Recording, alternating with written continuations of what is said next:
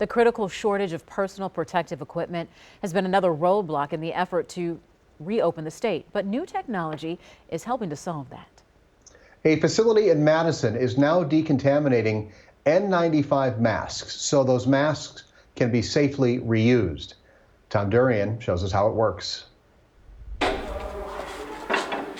Every time we are able to reuse an N95 respirator safely by deconning it, that's one less that we have to struggle to get. Inside these shipping containers is where N95 masks, or respirators as they are often called, are decontaminated from the coronavirus. We have the system down in basically a horseshoe pattern so that dirty and clean never cross-contaminate each other. When this site is up and running later this week, masks used by workers in the healthcare system or first responders can be dropped off.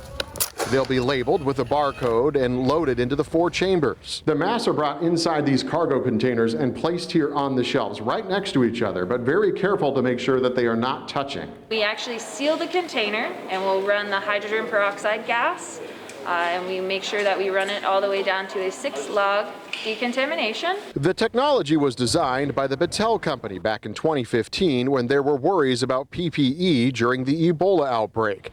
It's FDA approved and was ramped up to a bigger scale during the current COVID-19 pandemic. While there are other decontamination sites in Wisconsin, this is the only hydrogen peroxide type, and it can handle up to 80,000 masks a day. This is significantly more than any of those sites could per day.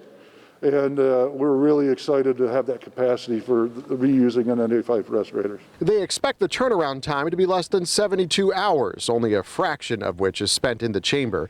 When they are finished, the healthcare providers who dropped off the masks will be able to pick them up, ready to use again. We're trying to make sure that healthcare providers have the PPE and the proper clean PPE that they need to do their jobs. In Madison, Tom Durian, TMJ4 News.